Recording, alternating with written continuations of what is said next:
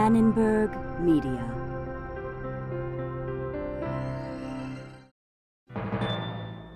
The National Endowment for the Humanities and the National Science Foundation.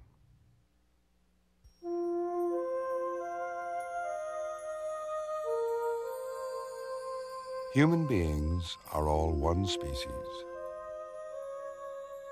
We are all equally capable of language, creativity, and thought. The differences among us lie in our cultures, our beliefs, how we organize our societies, and how we make our living. Humans have populated every environment on Earth. We live on the frozen tundra and in the searing deserts. We live in thriving cities of millions and in isolated camps of a few dozen. Some societies seem simple because they are small, and their members are self-sufficient and use simple tools.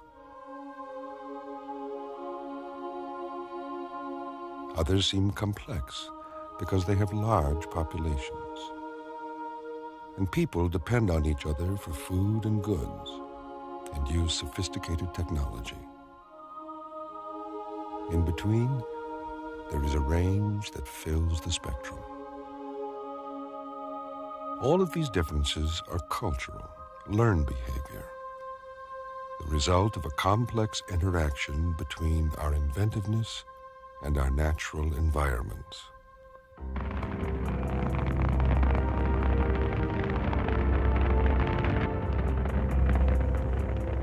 As we search for new horizons, our inventiveness thrusts us across the boundaries of space into new worlds.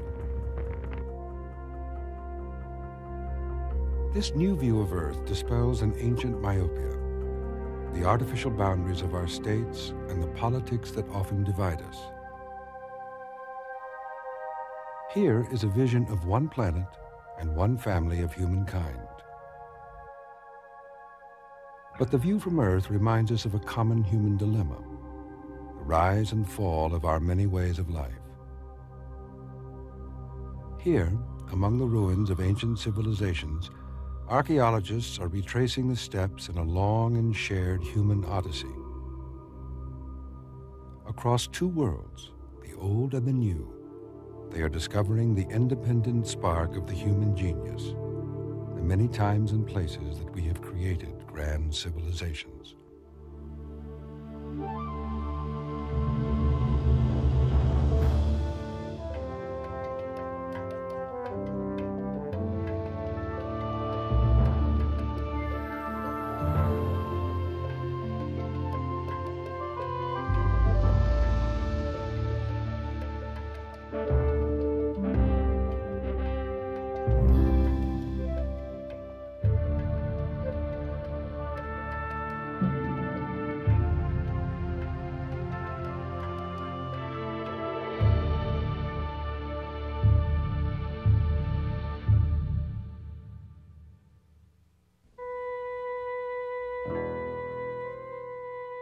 Ancient Egypt. As early as the 18th century, scholars came here to marvel at and study the great relics of the ancient Sun Kings. Laboring among the pyramids and temples of this old world civilization, early archaeologists speculated that complex civilizations were created in the Near East to spread far and wide. They thought the Greek city-states, the Roman Empire, and all the civilizations that followed were the inheritors of a single act of creation. But discoveries in the New World would provide a stunning challenge to this myopic vision of human history. In 1839, in the jungles of Mesoamerica, explorers John Lloyd Stephens and Frederick Catherwood encountered the realms of the ancient Maya. Europeans were amazed by Catherwood's written descriptions of ancient Maya cities. Architecture, sculpture, and painting, all the arts that embellish life, had flourished in this overgrown forest. Who built this city? In the ruined cities of Egypt, the stranger knows the story of the people whose vestiges are around him. America, say the historians, was peopled by savages. But savages never reared these structures, never carved these stones. We asked the Indians who made them, and their answer was, "Quien sabe?" Who knows? During the next century, other explorers revealed the amazing variety of New World civilizations. A great city, Teotihuacan, dominated the basin of Mexico. Atop a hill in the valley of Oaxaca sits Monte Alban, the royal center of a mighty kingdom. And in the forests and jungles of Guatemala, Maya city-states once reigned over thousands of square miles. This is Mesoamerica.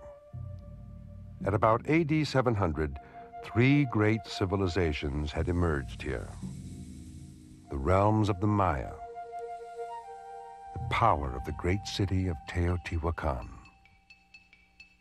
the Zapotec kingdom of Monte Alban. For many scholars, the differences between new and old world civilizations suggested an independent course of history, that each evolved on its own. This led to another and deeper insight. Beneath these differences may lie a grand and universal similarity, a parallel course of human evolution throughout the world. We now know that all humans once lived nomadic lives.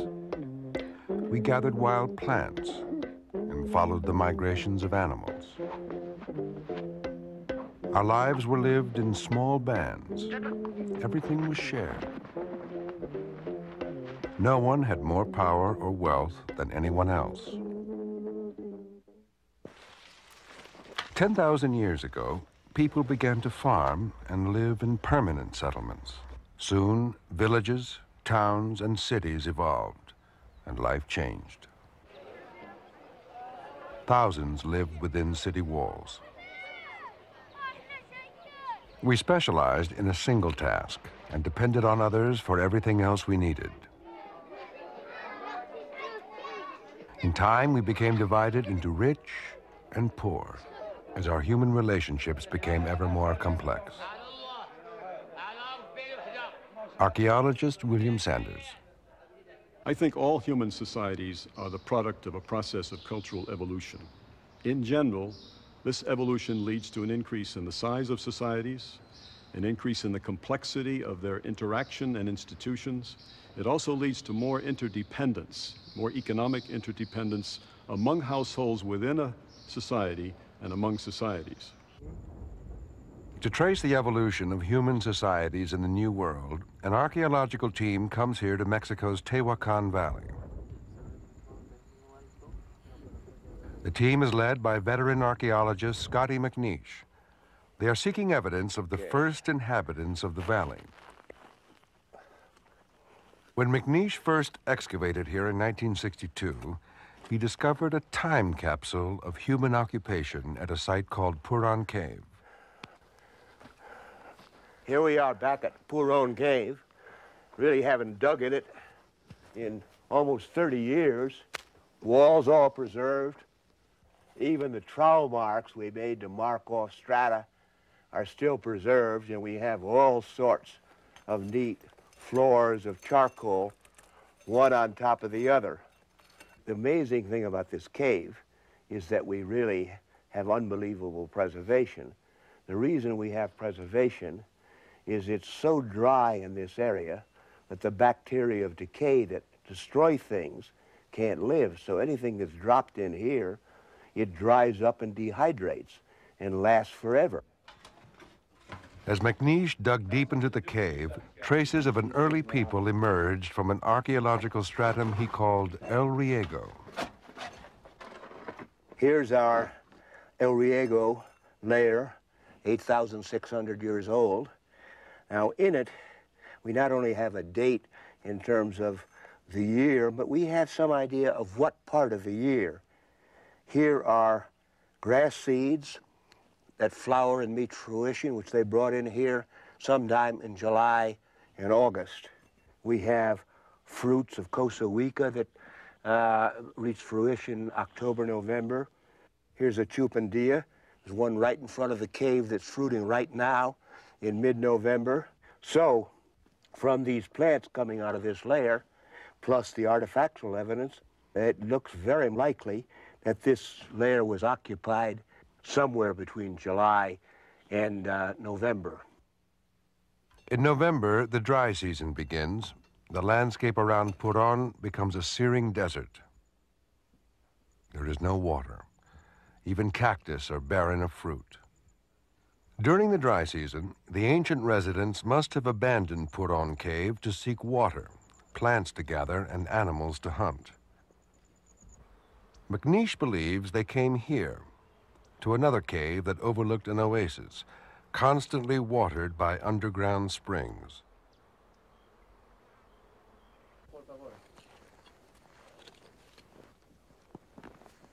Mexican archaeologist Angel Garcia Cook excavated the cave with McNeish. Cook is now director of the Mexican Institute of Archaeology. Yeah, que bueno. Yes, el tipo flaco. Yeah. This projectile point indicates that this cave was occupied at the same time as Puron Cave, about 5000 BC. Clues to the diet of the cave's ancient residents also began turning up. Bueno, este es un pedazo de maguey, de agave. This is a piece of maguey that was cooked over a fire and then chewed. It was a species of cactus that they chewed and then spat out. Sometimes you can see the mark of people's teeth on these quids. So maguey was clearly a part of the diet of the people that came here at a certain season of the year. This is a leaf of nopal cactus, which you can find during all the seasons. But there are times when people eat it more often because there's nothing else to eat. Nopal still grows just outside the cave. McNeish's workmen remembered droughts when they ate nopal to stave off hunger and thirst.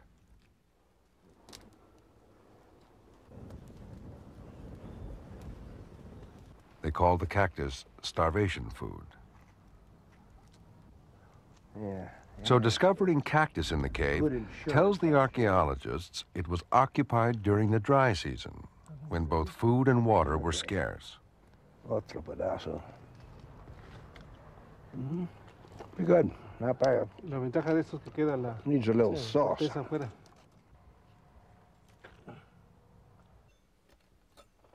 The most precise evidence that this was a dry season camp is a tiny hollow bone. This is the bone of a bird, perhaps a duck, which migrates to this region each year only in the winter, during the dry season.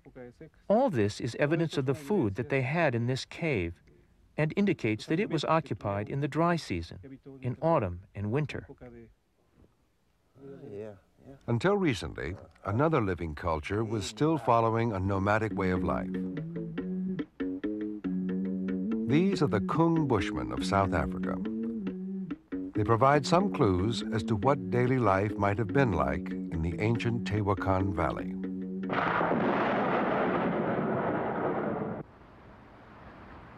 In the rainy season, the desert blooms. The men hunt, and the women gather nuts and berries. The Kung call this the season of full stomachs and celebrate with dance and song.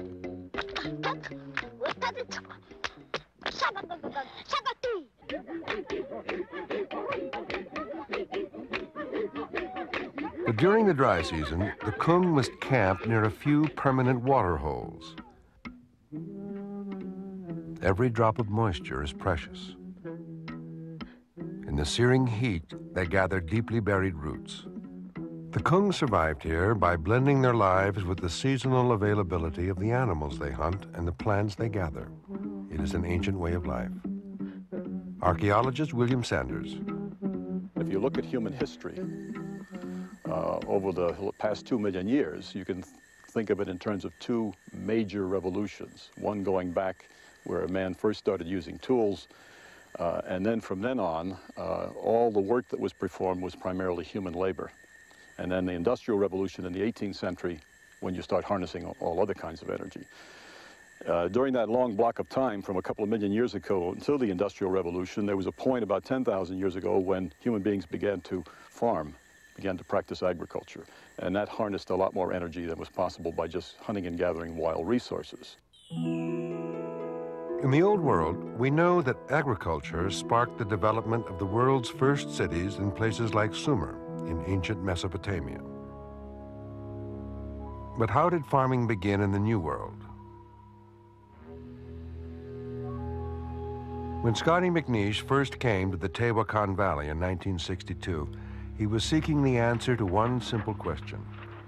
Did agriculture evolve here, or was it introduced from the Old World? Then we'll measure out from the corner put a set of stakes in. In a stratum of the Puron Cave that had been laid down thousands of years later than those in which he found the hunters and gatherers, McNeish made a discovery that exceeded all expectations. This is a corn cob, and it's a real little one. It may have looked insignificant, but the shriveled ear dated to about 5,000 BC. It was the earliest evidence of farming ever discovered in the New World. Since corn is a staple crop, it would have allowed a nomadic hunting-gathering way of life to evolve into a settled agricultural one. Corn slowly evolved in the New World from tiny ears, like the one McNeish discovered, to the size we know today. Like staple crops of the Old World, such as wheat and barley, corn has a wonderful property. Corn can be dried and stored to provide food year-round. Corn can also be produced in abundance, so populations grew. Step by step, a new way of life took hold.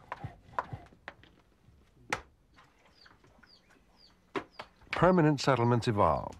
Simple shelters became substantial dwellings to protect young and old alike. McNeish returns to the valley where he found the first corn. He is now seeking evidence of the earliest permanent settlement, perhaps the beginnings of a village. A few miles from the caves, in the Ahalpan clay pits, McNeish spots a familiar pattern. High in this wall is a blackened layer of charcoal, and just above it, the cobblestone floor of an ancient house. The floor dates to 3000 BC, 2,000 years later than the hunter-gatherer settlements in the caves. What we're getting here is a big piece of burned clay. It's lying on top of the floor, and is, from looking in here, is a piece of the wall. What they did is they took clay, and like the Hebrews in ancient Egypt, put grass in the clay, and then plastered it on the sticks, which were the wall of the house. It's very much the same system the Indians up in the country have today. We'll get the shape of the house and the post holes, so we'll know a lot about this very simple first kind of houses in a permanent village. The cobblestone floors McNeish discovered would have been the foundations for small mud and thatch houses, like these. A settlement like this marks a dramatic turning point, when early farmers begin to abandon their nomadic way of life for a settled one. So Ahalpan, in fact, is what Mao Zedong would call the first great leap forward from when people were food collectors to when people were food producers. And once you are food producers, why, the sky's the limit in terms of moving on to civilization. But this step has to happen before you can go on. With the advent of agriculture, different societies all over Mesoamerica began to evolve cultures of enormous complexity. On the western border of what is now Honduras lies the ancient Maya city of Copan. These are the same ruins described with wonder by Stevenson Catherwood in the 19th century. Today, an international team of archaeologists has converged at Copan to mount a massive scientific expedition. The objective is to discover what happens to a society when agriculture gives it the ability to become larger and more complex than ever before. And according to her map, that over there is where she found that one tomb that she took out, where we got that really good skeleton. Right. William Sanders and colleague David Webster are about to excavate a sprawling set of ruins that has lain abandoned and covered by weeds and brush for more than 1,000 years.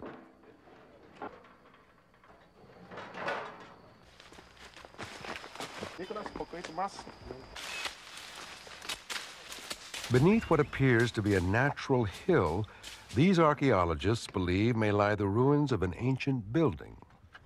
Slowly, almost imperceptibly, the first clues begin to emerge. These strange figures are portraits of spirits that once adorned a magnificent carved bench, a throne upon which a Maya lord sat in council and judgment. These huge blocks, too. Yeah. There's only Mega rocks. three altogether. And then remember, the tomb she found on the other building was right along the front of the terrace, starting outside of it and then going underneath it. So The buildings begin to give up their secrets. Here, the archaeologists believe, lived a noble family.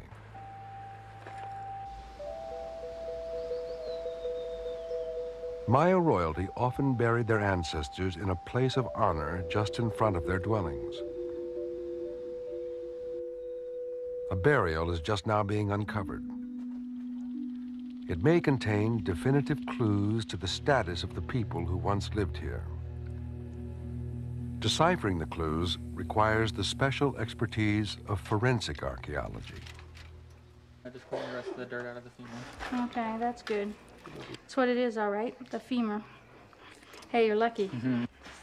Near the elite buildings at Copan, archaeologists have now discovered many burials. Good. Anything else?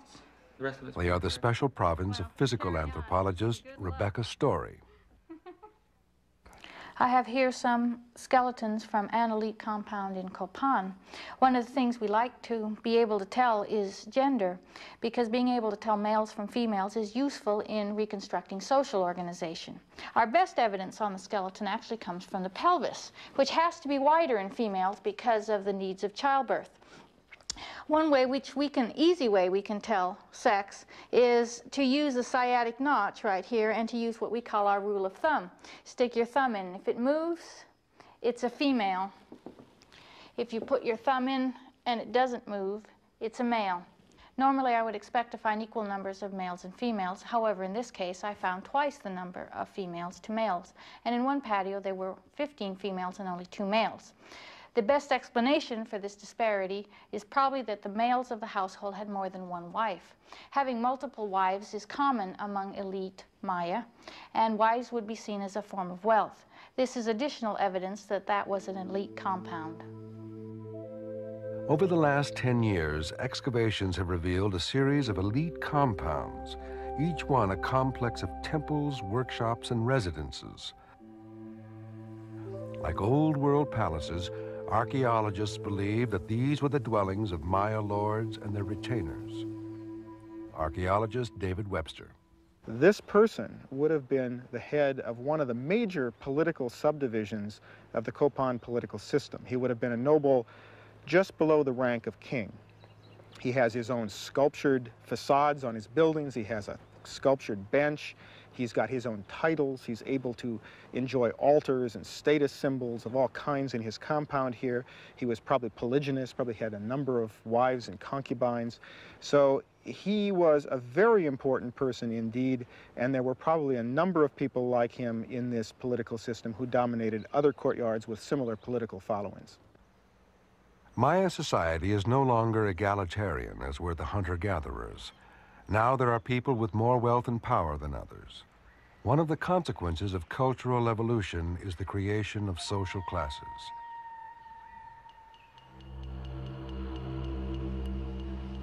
But these nobles did not represent the highest social level in Copan society. Less than a mile away from the compound lived the kingdom's royal family. This is the Acropolis, a magnificent group of palaces, temples, and plazas. 16 kings ruled here for almost 400 years. After his inauguration, each new king would build his own palace atop those of his ancestors. Deep inside the Acropolis, these earlier buildings have now been discovered. Here, a team of archaeologists has tunneled its way to an ancient tomb. So, you got it dug away, you think? Is it ready to come out? Ready. All right, well, let's do it.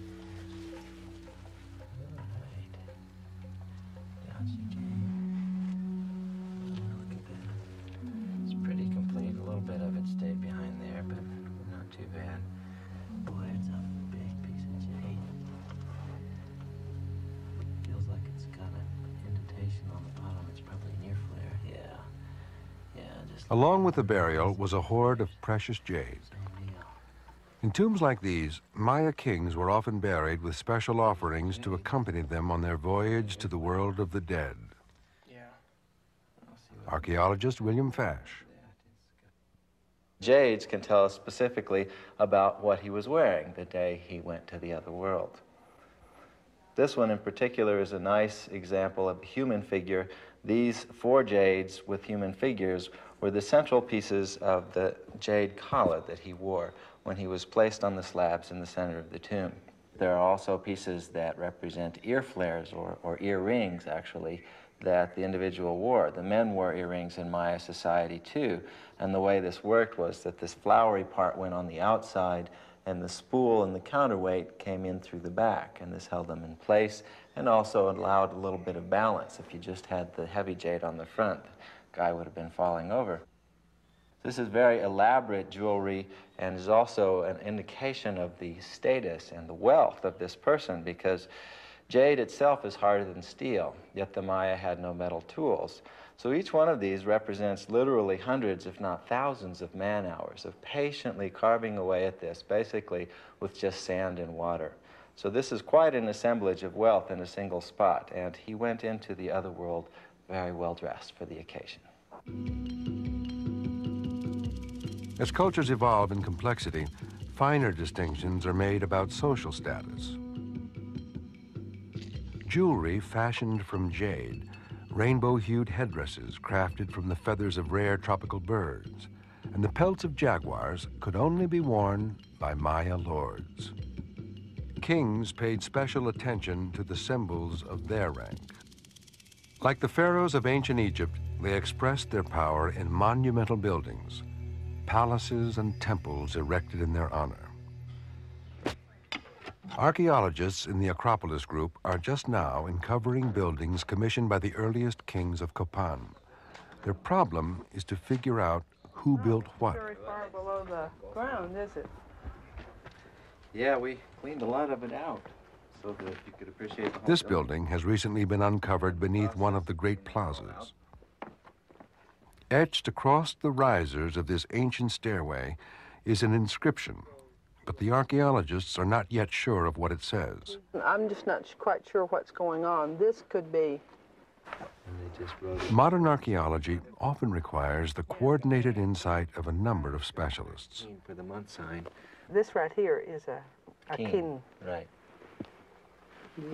And that's the face, right. There's the eye, and there's the nose, and there's the... Linda Sheely is an epigrapher, a specialist in deciphering ancient hieroglyphs.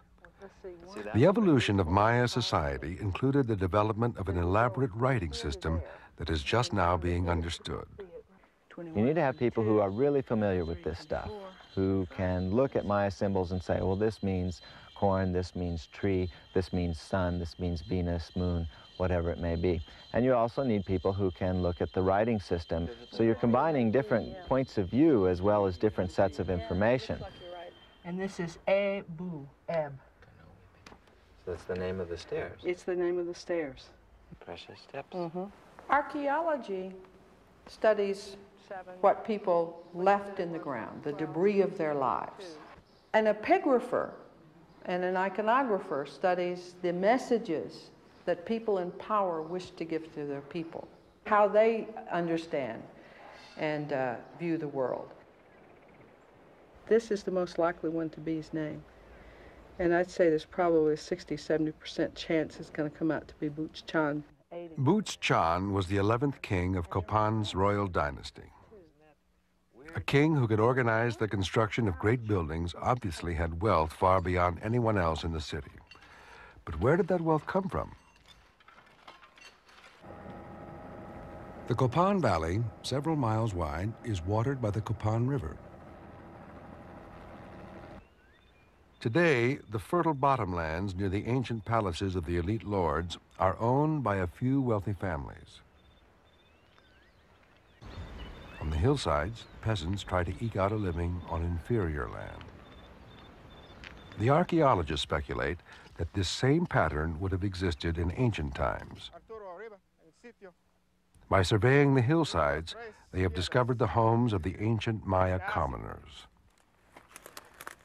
3 meters and 80 centimeters. Let's get it on the map. By mapping each house site, they create a picture of Maya settlement.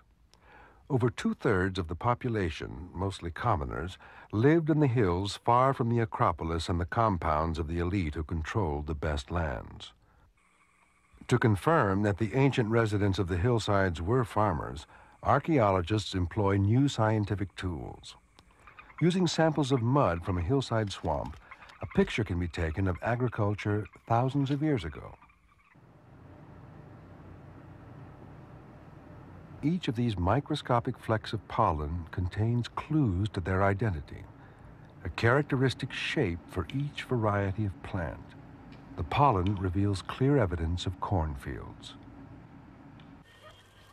So a majority of the ancient Maya, like these farmers today, tilled the soil to support the wealthy few.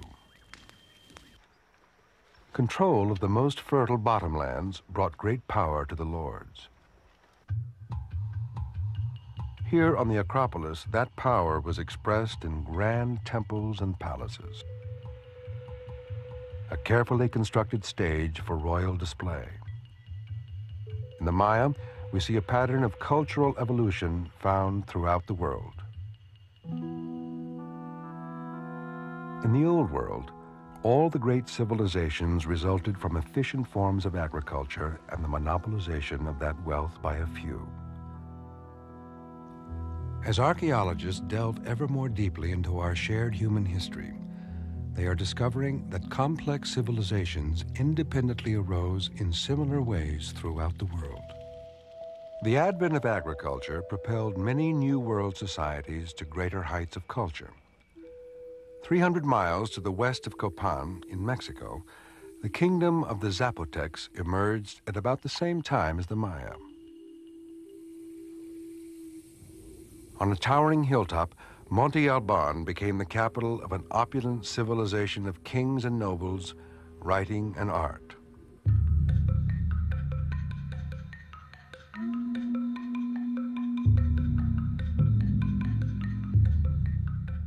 This was the home of the Zapotecs, a separate ethnic and cultural society contemporary with, but distinct from the Maya. Monte Alban grew to be much larger than Copan. 30,000 people lived in the city center, supported by 100,000 more in the surrounding valley.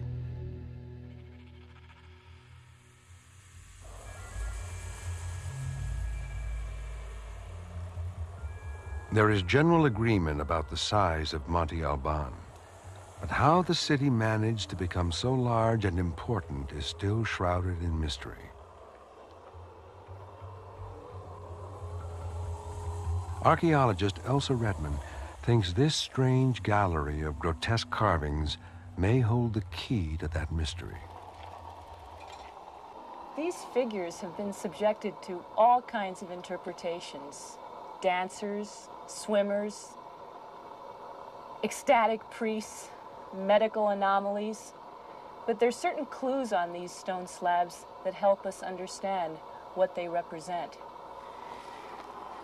They are nude male figures. Their eyes are closed. Their mouths are open or grimacing in pain. Their arms are braced and with cupped hands in submissive gestures. Their legs are splayed out in awkward distorted poses. This one is wearing a hairknot and a ponytail that we know warriors wore in Mesoamerica. Also, an ear spool that suggests he might have been an individual of high status. It's important that he's shown naked because in Mesoamerica, captives were shown naked as a sign of their humiliation. Redmond thinks that each of these figures may represent a chief or warrior from a competing group who had been captured and taken to Monte Alban to be sacrificed.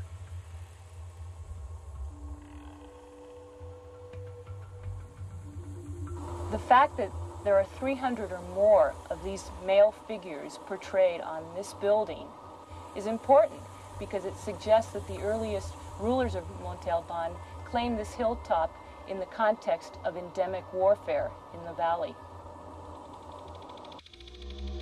Archaeologists call warfare a cultural universal, a feature of almost all human societies. In this mural, Maya lords capture a victim during a raid. In Copan, the captive would have been taken to a temple in the West Court and sacrificed to the Maya gods of the underworld. Linda Sheely believes the ritual involved hundreds of people in a public ceremony of sacrifice and dance. The image of the dance has people dressed in the most incredibly elaborate costume. It's almost like if you've ever seen the mummers dance in the Thanksgiving Day parade with the great feather fans around them. It was just like that, only these were iridescent green quetzal feathers. There would have been musicians. They would have played drums this high, turtle shells with deer horns. They had great rattles like this. They had long wooden trumpets. They had whistles of all sorts. That the whole place would have been filled with this incredible kind of cacophony of sound. At the right moment, the king would pull a stingray spine through his tongue or cut through his genitals and pull paper or pull rope through it to draw the blood.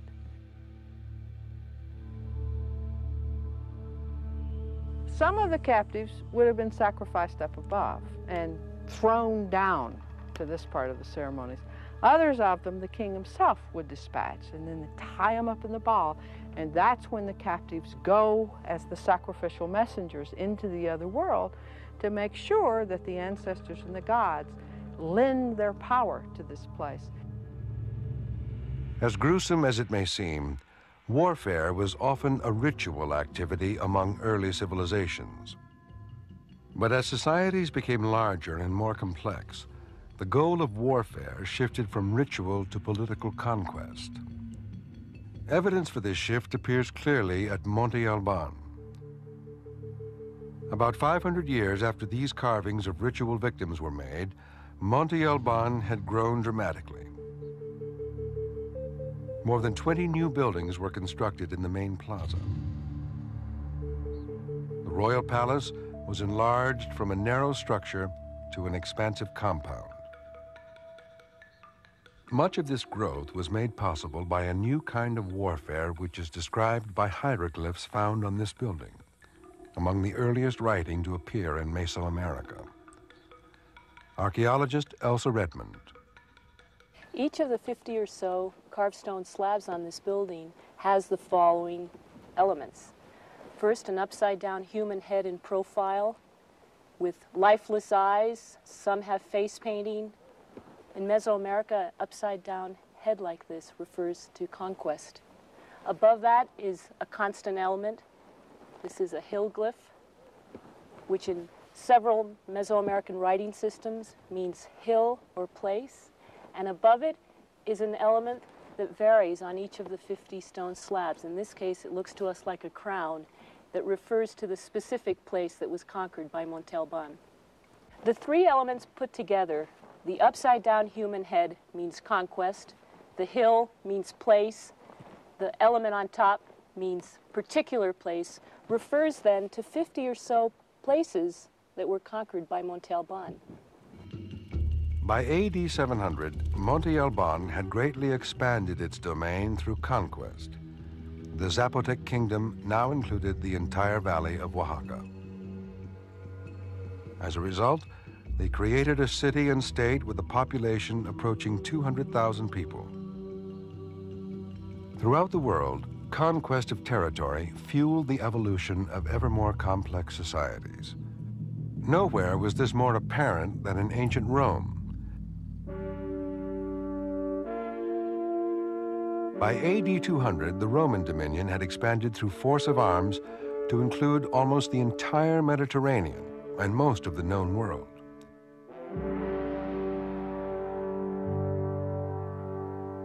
The result was a vast influx of tribute to Rome, money, goods, and slaves, to propel the development of one of the most complex societies in the ancient world. But warfare is not the only way that human societies expand. In the Tehuacan Valley, archaeologists have made a startling discovery. Near where Scotty McNeish excavated the caves, a river that flows only in the wet season has cut through what appears to be a natural hill. In the cut, archaeologists have discerned walls of large rocks, evidence that the hill was actually man-made, an ancient dam of massive proportions. The extent of the dam and the reservoir it created can be seen from a nearby hillside. Archaeologist Charles Spencer. This sea of mesquite and cactus that you see below here was once the reservoir, impounded by the dam that stretched nearly half a kilometer from that cliff face on that side all the way over to this cliff face over here. At its peak, the reservoir surface area equaled 40 football fields. Spencer has determined the reservoir's size by measuring the silt that had built up behind the dam. We're behind the dam now, walking through a channel cut right into the silts that were deposited behind the structure. These silts that you see on both sides were brought in here by the water that flowed into the reservoir. When the water hit the dam and stopped, the silts were dropped and deposited in a series of layers. The silts show just how deep the dam once was. The top of this mountain of sediment would have been the floor of the reservoir. It dawned on me after a few days that what I was dealing with here was an engineering feat, the magnitude of which was hard to grasp at the beginning. The planning, the foresight, the organization that was required to carry out this incredibly massive task was something that I could only appreciate after days of intensive study. Archaeologists think the dam was built to store water to irrigate agricultural fields. In the nearby town of Cuicatlan, a living example for the effects of irrigation can be seen. Cuicatlan is located in the Tehuacan Valley, an arid region of Mexico with insufficient rainfall for successful agriculture. But the town has abundant water thanks to a nearby river.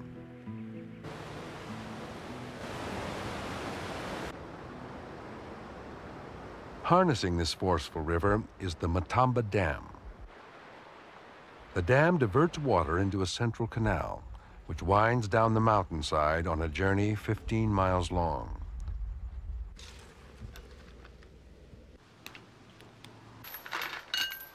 Along the way, a canalero, or a canal keeper, opens a sluice gate to send water into a network of smaller feeder canals. Below, a farmer waits to irrigate his cornfields.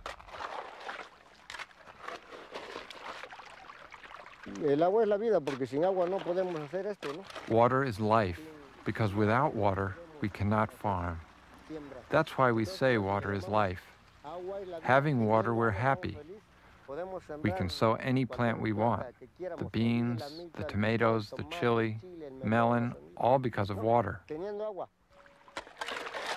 The irrigation system at Cuicatlan has increased food production dramatically, but it has also brought with it a need for administration.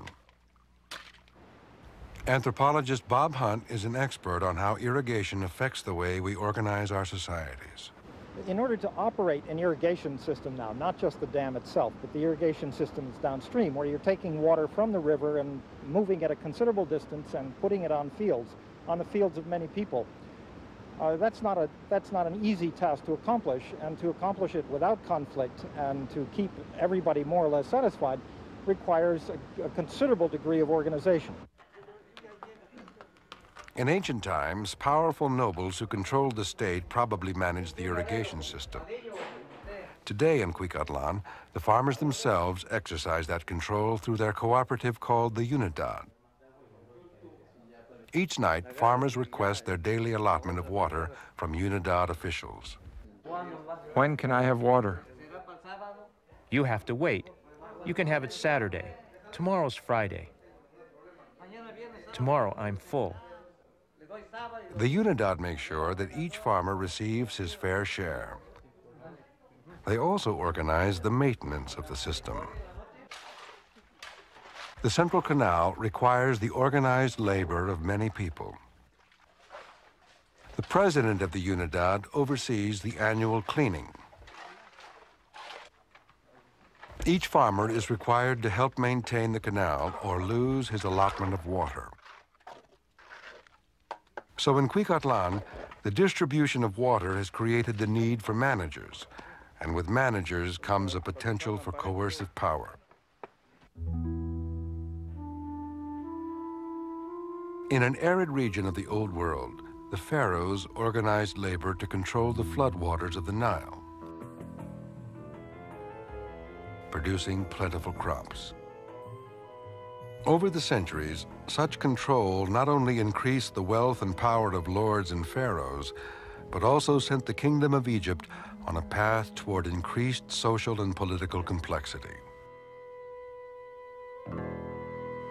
Now, archaeologists are discovering a similar pattern near the pyramids of the Valley of Mexico. This is Teotihuacan.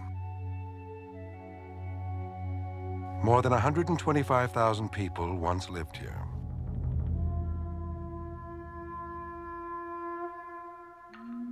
The city is 20 times the size of ancient Copan. It is more than 4 times as large as Monte Alban. Here was a society of lords and priests, intricate art and architecture. The pyramids of the sun and the moon are among the largest buildings ever constructed in the ancient New World. By AD 600, this was the most complex society in all of Mesoamerica. Archaeologist William Sanders.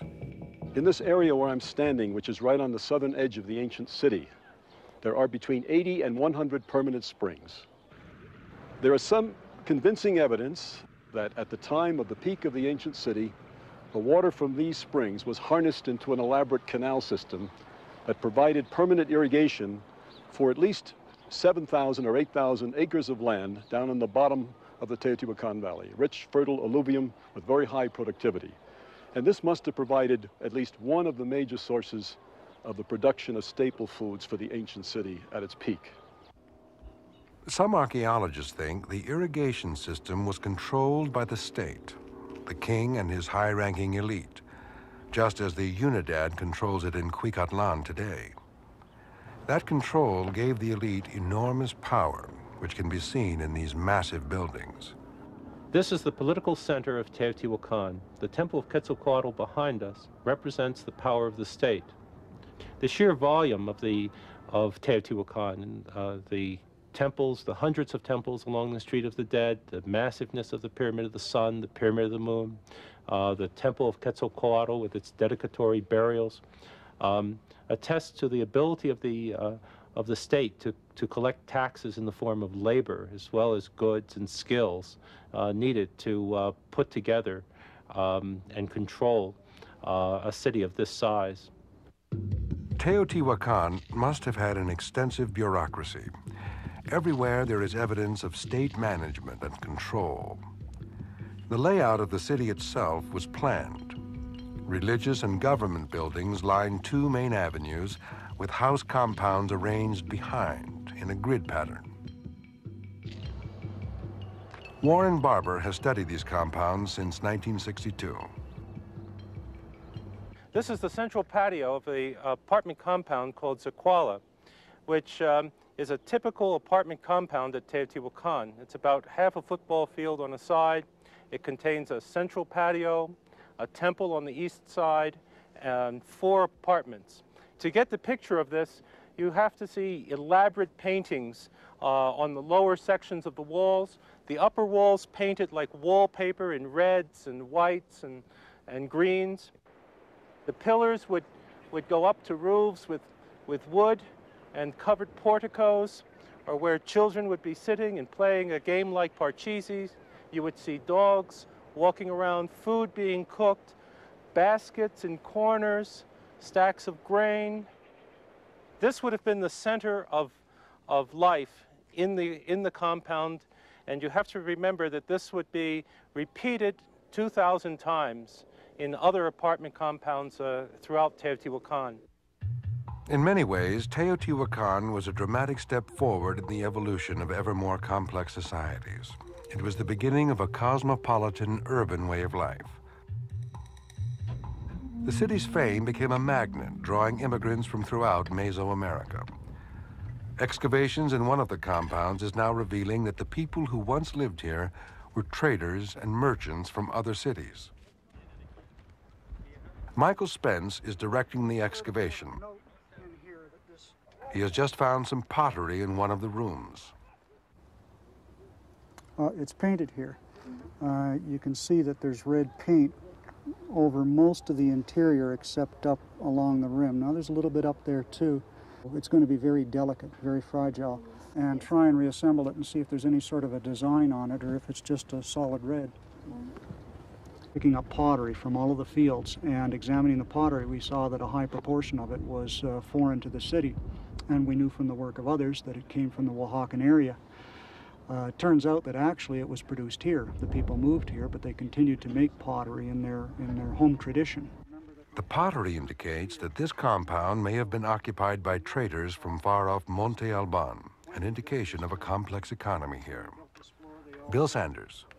One of the aspects of culture that is extraordinarily variable is the economy. Economy means the ownership of property and the production and distribution of goods. There are cultures and economies in which every nuclear family is self-sufficient. And then there are economies where there is considerable interdependence among the various households. One of the measures of economic complexity is just the amount of what we call division of labor, occupational specialization. Archaeologists have recently discovered evidence of occupational specialization in Teotihuacan, like the manufacture of clay figurines. Figurines came in a variety of styles, many painted and highly detailed. Thousands of these sculpted faces have been discovered. They were probably used in ritual. Many are exactly the same, indicating they were mass-produced in molds. Across the Atlantic is Fez, Morocco, a city that has changed little in 1,000 years. Here can be found an analogy for the economy of ancient Teotihuacan. This is a leather tanning workshop where fine skins are produced for market. The tanning requires the labor of literally dozens of specialists to remove the hair, wash the hides, tan them, and get them ready for market. Such economic specialization is only possible in a city, a place where a dense population of consumers provides a demand for the goods mass-produced in these workshops.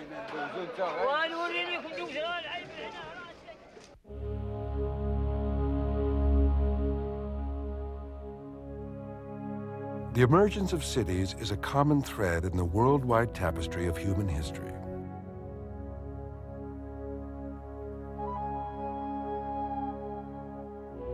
As cities grew, the pace of commerce and innovation quickened. the gulf between rich and poor widened, and political power was gathered into the hands of a few.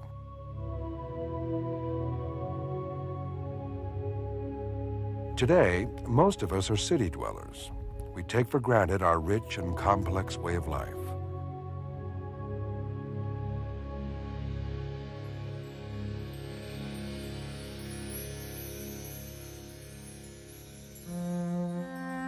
As archaeologists reach back in time, they reveal the individual steps in the long human journey that led us here. It is an odyssey that follows similar and predictable patterns in the old world and the new.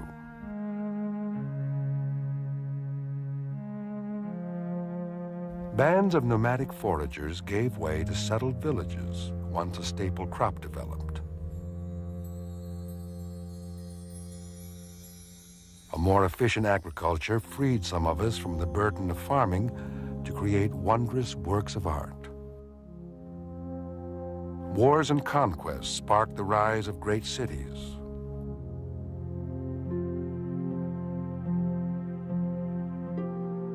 Everywhere and at every opportunity, human societies in the old world and the new engage their environments to organize their lives with inventiveness and creativity. Slowly, out of the past, the pattern of human history comes into focus.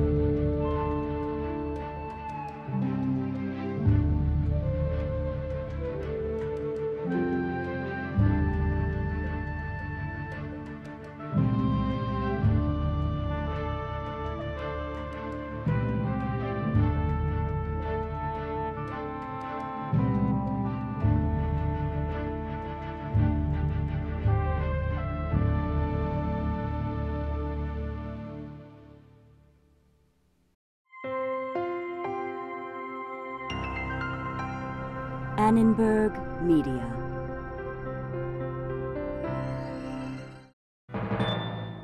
The National Endowment for the Humanities and the National Science Foundation. For information about this and other Annenberg Media programs, call 1-800-LEARNER and visit us at www.learner.org.